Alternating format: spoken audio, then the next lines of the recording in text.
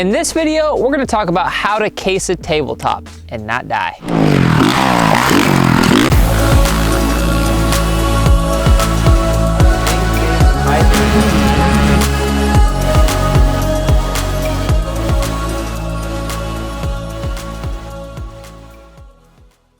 So everybody that comes to us, one of the first things they want to learn is how to jump.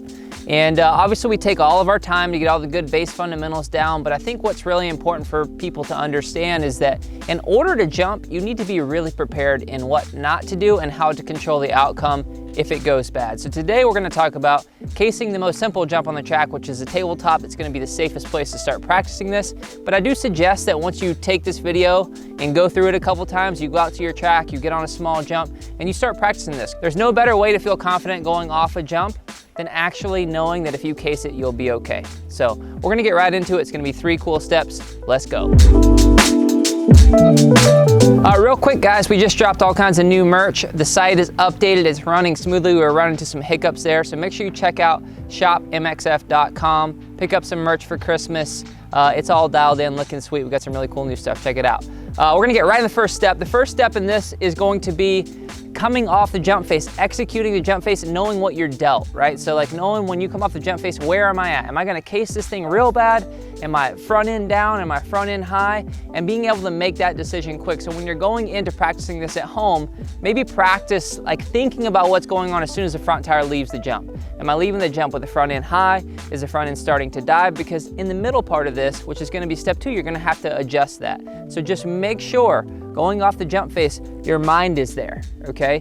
If you can think on a motorcycle, you can learn on a motorcycle. So make sure that when you're taking these steps, you take them slow, you give yourself time to think about it, and then you move on to step 2. All right, so step 2, probably the most important part to execute a case safely. You've got to be able to manipulate your motorcycle in the air. If you can't hit the back brake, drop the front end down. If you can't hit the throttle and bring the front end up, you don't have that in the brain and you're able to do it just immediately, you can't make that decision quick, then maybe it's not the right thing for you to be jumping big jumps right now. So what I'm looking for, going into step 3, what we're gonna be looking for is landing a certain way. So if the front end's going down, we need to be able to give it throttle, pick the front end up, and we wanna be able to land back tire first. So make sure that you can go over a small jump, hit the throttle in the air, let the back tire drop away from you, stay centered on the bike, stay head over the front, make sure that you stay head over the front. The last thing that you wanna do is turn the throttle super hard and rock the head back with it, because that's gonna sling you forward when you hit the landing of the jump. Hey, we got a how to case a double video coming out next week, so make sure you hit the subscribe button so it comes right to your phone. Step 3 is gonna be execution. So we're landing now. We gotta figure out how to take that blow and take that force into our body the easiest way. For me, this is something that comes with time. You really have to time the impact correctly with how you put force into the foot pegs. So what you gotta think, and we'll put some slow-mo video out here, when that bike hit, it compresses. We have all the suspension, it's going to compress. It's gotta come up. What you wanna try to do is meet your body in the middle of that. So as it's coming up and you take that impact, you wanna kind of push into the bike to kind of lessen the force back up into you and lessen the rebound so you get less of a bounce. What I will say is I want you to land back tire first. The reason for that is if you land back tire first, you time all this correctly, the bike hits, slaps, and then bounces level. Okay, if you land front tire first, a lot of times, especially on tabletops that are typically a little more high speed, the front end hits and then the back tire hits and it kind of wants to bounce the front end up.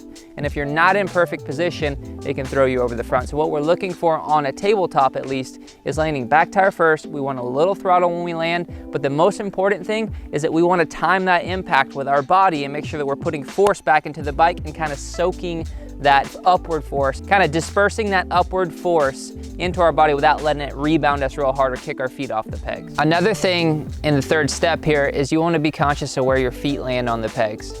You want to land on the ball of your foot so you do have that little bit of suspension.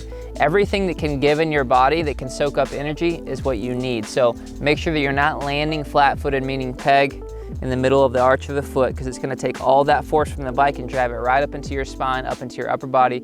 It's going to affect your upper body and likely you're gonna come off the landing feeling a little uncomfortable. So if you have those heels nice where they can kind of flex, your knees are gonna flex, your hips are gonna flex, you're gonna feel strong in your upper body and stable, and you'll just bounce right off and continue on. You'll be able to build up to the jumps.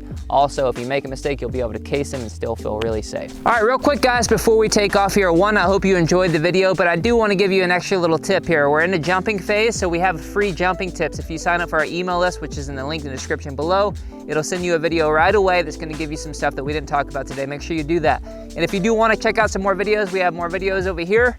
Don't forget to like our Instagram, it's just at the MX Factory.